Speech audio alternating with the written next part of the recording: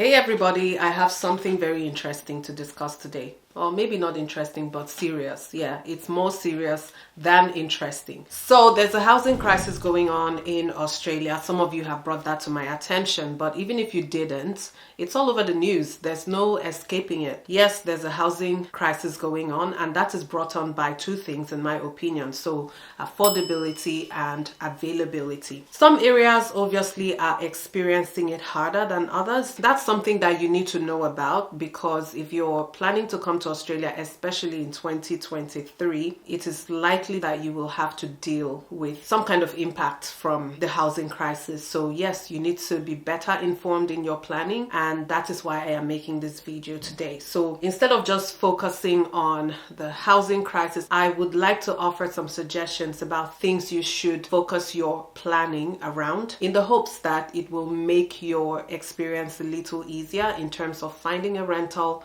when you arrive in Australia. So let's get started. My name is Chioma, by the way, for anyone who is stopping by here for the very first time. You're most welcome here.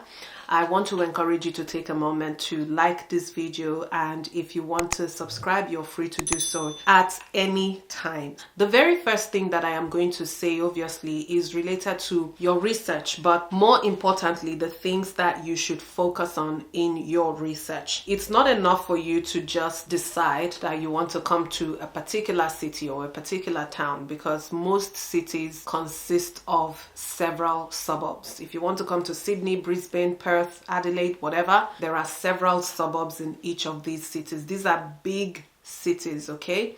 So it might be worth your while to drill down to specifics.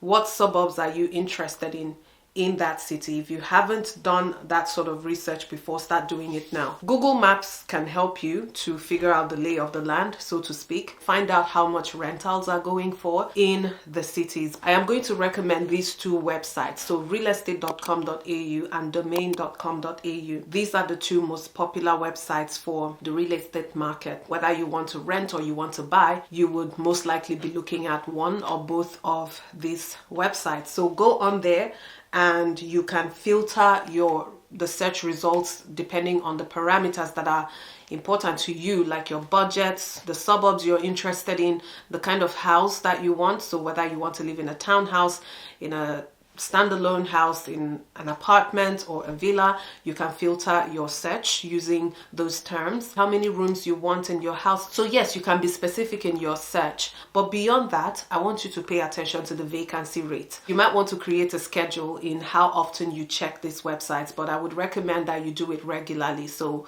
every week, every fortnight, come back there, check out the vacancy rates. How many new properties have been listed? How many of them have been rented? And how long does it take between a property listing and the property getting rented? Check out what this is looking like, what the pattern is, and that will give you a good idea of availability in the areas that you are looking to rent in. All right, so my second point is going to be for you to figure out how the renting process works in Australia, and it's a very easy thing to find out. Let me just give you an overview. You find a house online, you make yourself available for an inspection, and if you like the property, you throw in an application. Where the challenge will lie for a lot of newly arrived people would be in producing the supporting documents that are required to accompany your application. So some of those supporting documents are things like an Australian rental history, an employer reference from an Australian employer, pay slips from your Australian employment. Yes, so everything is Australian. And when you're new in the country, you obviously will not have these documents. But I want you to keep this in mind. The reason you're being asked to produce those documents in the first place is to satisfy two key requirements. Number one, you're going to be paying your rent on time, and then number two, taking care of the property. That's why they want to see your rental history, to see whether you've had problems meeting up with your rental payments in the past, or whether there's any record of you damaging a previous rental you've been in. They're asking you for employment related documents because they need to know that you've got a steady source of income and paying your rent is not going to be a problem. However, because you will not have those sorts of documents, can you think of other things you can show to demonstrate that you can actually meet those requirements even if you don't have those documents? Let me give you an example. Show them a healthy bank statement. That's number one. You can also offer required to pay your rent several weeks in advance, okay, or months in advance, depending on your financial capacity. Now, I understand that not everybody might have that kind of amount just sitting around, but that is why I am making this video today. All right, you want to figure out whether it would be useful for you to start saving towards that possibility. These are some of the things that you can do to walk around the requirements that you do not meet or the documents that you do not have. Leading on to my next point, it would be about building a rapport with the real estate agents in your suburbs of interest. This would likely be more relevant to people who have already been granted a visa and they're on their way into Australia. One of the things you should put on your to-do list to get onto as soon as you arrive would be to go out and actually engage with the real estate agents in your area of interest. So go into their office, sit down with them, talk to them about your needs, ask them suggestions on what you can do instead to meet certain requirements if you do not have the relevant documents. I guess what I am trying to say here is you want to make that experience as human as possible. So go in there and talk to them so that they see a human face and you're not just an application number or someone else who showed up at a house inspection. You want to talk to them about your family, introduce yourself to them. You know what I mean, right? I am not saying something that I haven't done myself. I have done this myself and I can tell you, I can vouch for the benefits of doing things that way. You just have to be a bit creative and think out of the box, as they say. Another gentle reminder to like this video at this point if you haven't done so yet. All right, so let's move on to the next point. Regarding your expectations, you might be dreaming about being in this beautiful apartment where you wake up to water views every morning. Yeah, but you should know that the closer you are to the action, the more you're going to be paying. So you're going to be paying premium dollars. By all means, go for it if you can easily afford it. But the further out you move from the CBDs, so the CBD is the Central Business District, the further out you move from those highbrow areas that sit very close to the coastline, the better off you would be in terms of rental payments. When we first arrived here, we lived in a 2-bedroom apartment. It was not anything we can consider to be the best place we've ever lived in. However, at that point, we knew that it was a start for us. Like, we had to start from somewhere and we were willing to compromise on some of the things on our wish list, just so that we had a safe roof over our heads. But then we stayed there for a few years and then we moved out. So that might be the case for you as well, that you have to lower your expectations and your standards a little bit, just so that you can build your roots and be able to move on to something that fits your standards and your preferences down the track. And just on that note as well, let me tell you that the experience we have had renting here in Australia has always been colorful. And when I say colorful, I want you to think stressful. Yes, it's been stressful. And you might say, wow, stressful, but you were not renting during a housing crisis. No, we were not renting during a housing crisis, but it was always stressful. If you would like me to talk more about that experience in another video, please let me know in the comment section. I'll be more than happy to share. And you might pick a thing or two from our experience as well, but I don't want to talk about it here because it deserves a separate video on its own. Well, moving on to the next one.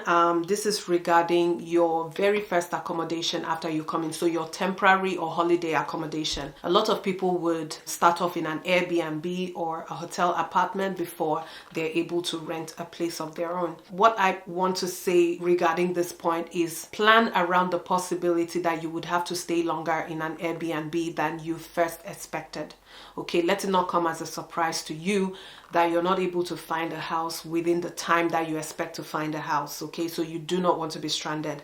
And then the next point I would mention, which is closely linked to what I just said earlier, is thinking very closely around what would be best for your family. I am specifically referring to people who want to migrate as a family, as opposed to single applicants or single migrants. If you're coming in as a family, would it be better for one person to come in first, like the primary visa holder might come in first, just so that they are able to set up and till the ground, in a manner of speaking, to prepare for the rest of the family joining. Now, I am not saying that you cannot apply for your visa together. If that is what you have decided to do, you can go ahead and do that. But after the visa is granted, It's up to you whether you want to hop onto the same plane, the bunch of you, and come in as a family unit, or if it would be best for one person to come first. If you're a family with children, it is even more crucial that you make a decision around this, because the last thing you want to experience is to be stranded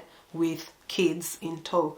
My next point will be around earning an income after you arrive. So I am not specifically talking about getting your first job. That's not what I'm talking about. I'm not talking about being employed by somebody. I am talking about being self-employed. Start thinking about how you can start earning an income as soon as you arrive. It might be the case that you're able to set up a business even quicker than you can find a job. Yes, because setting up a business here is very easy. All you need to do is apply for something called an ABN, which is an Australian business number. And once you have that number, you're free to transact business as an independent contractor or as a sole trader or a self-employed person. Do you have any skills that you can monetize as soon as you arrive here? There are lots of platforms online where you can sign up to provide freelance services and you start earning an income. When we first arrived here, I set up a sewing business. I had never done any sewing business before, but after we arrived here, because I had the skills, I set up a sewing business, and that was my first income earner. And the reason I am saying this is because it is quite stressful when you first arrive in a new country and you're just spending from your savings. And I guess a lot of newly arrived people would still be in the mindset of converting every amount they spend to the local currency of their home country.